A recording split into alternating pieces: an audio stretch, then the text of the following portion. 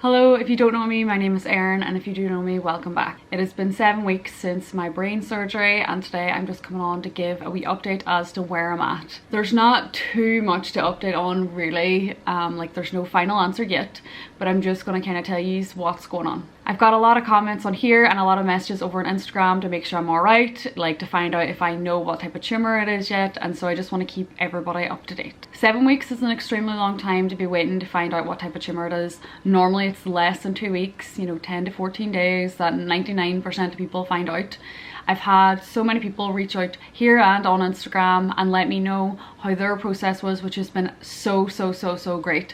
I really appreciate every single person that is feeling open enough to share their story with me, and it's good to not feel on your own, and that this is such a rare thing to be happening to you. So I really appreciate it. And like I always say, I get so many comments. I wish I would have time to reply to them all, but I appreciate them all, and I've gotten some lovely emails even from people, so I really appreciate it. But like I was saying there, I've had people reach out and share their story with me, and out of all the people that have reached out, which has been a lot, I had 3 people reach out and tell me that in their experience with having a craniotomy, waiting for a tumour diagnosis, that they had to wait months, and they were told at the end of it, we don't know what type. We don't know what type it is. Cancer is always evolving, so we don't know what type of tumour it is, which is very stressful, and I can't even imagine what that would feel like.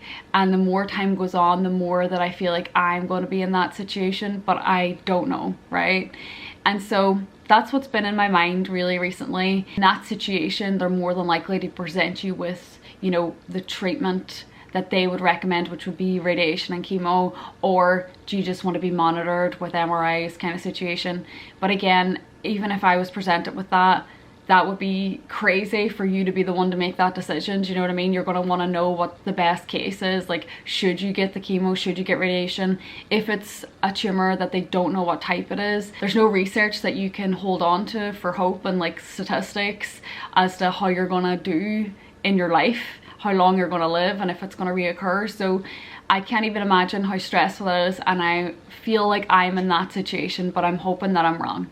And every single person, the 3 of them that I've talked to, they've been years down the line, and they're all doing great and are all really strong, amazing people, so they're killing it. I called my surgeon's office on Monday and I left a message and I asked them to call me back. They didn't. So Wednesday I call again and I left a message and I left 3 questions on it. The first one was, is there an update? The second one is, what's going on with the neurologist? It was like 3 or 4 weeks ago. My surgeon told me a neurologist was going to get involved and I haven't heard anything. And then the last question was, what's my MRI date? I was told that I was booked in for one, or I was going to be booked in for one, and I have no idea when it is. It's supposed to be next month. So I left that on Wednesday night. Today is Thursday, so they called me back today.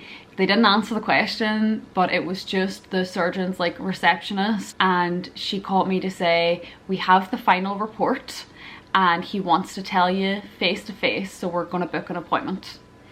And so everything throughout this process, they've insisted on doing it over the phone. Every time I've talked to the surgeon, he's told me a type of tumour he thinks I have. It's all been over the phone, except one time where me and Devin just managed to catch him when he was in the office.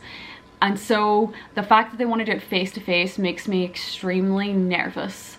Makes me feel very scared, very afraid of what he's going to say. However, the appointment that they booked me in for is a week from today.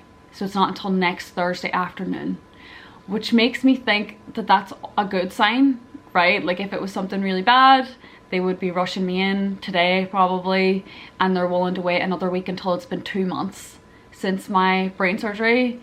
But I have no idea. I have absolutely no idea, and I'm hoping and praying that it's not what I said before of we just don't know. But regardless of what he says next Thursday, I think me and Devin are going to move back to Ireland really soon. So if they say I do need treatment, if I need radiation or chemo or anything, I'm going to be on the next plane back home to Ireland. and Devon's probably going to stay here to be able to take the dog and the wee bun with us. We were planning on staying in Canada for another like 2 years at least. Like I just got my next visa, my third visa for living here approved, and we've almost been here for 3 years. This has really changed everything. Before I even found out about the brain tumour, I was looking at different types of visas. Like I was considering Australia because I know a million people that live in Australia, and I was looking at all these different countries and being like, oh, would you be up for living here, and asking Devon. And see now, because there is a chance of this coming back throughout the rest of my life, and it won't, it better not, I hope it doesn't, but there is that chance, and I've been stuck here in Canada and unable to be with my family and with my friends at home. I really don't think I'll live far away from home again. I'll travel for definite, but I don't think I could live anywhere else. So depending on what he says next Thursday is going to affect how quickly we move. And so we have a lot of belongings here. Flying with the dog is a couple of weeks. Like it's a lot of paperwork, and it's kind of a bit of a pain that I've done before. We've never flown with the rabbit, and that looks like it's a longer process. Like you have to give Ireland a minimum of like 2 months notice that a rabbit's coming in. So I don't really know what we're gonna do. This is just me rambling on about my life, and it's not even about like my health, but it's just kind of everything that's going through my mind, and I'm trying to like prepare for everything, and it's really tough because this whole time except for today I was like, they could call me in an hour and tell me they know, or they could call me in 6 months and tell me that they know. So that is pretty much everything. That's the update, which again, it's not too much. It's just kind of where we're at. It's been 7 weeks of just waiting, to be honest. So I will update you as soon as I can, as soon as I find out. If it is not great news, then it might take me a couple of days to get around to doing this, you know. If it is good news, I'll try and get a video up the next day or the same day if I can, but I'll try my best. And I really appreciate everybody's prayers and comments and everybody that's manifesting and sending the good vibes. So please do that as much as you feel like it this week, in the hopes that next Thursday it is going to be really good news. But okay, I hope you all had a lovely holiday. Happy New Year as well. Hopefully this year's the best one ever, and I will update you whenever I know. So thanks for watching, and I will see you next time.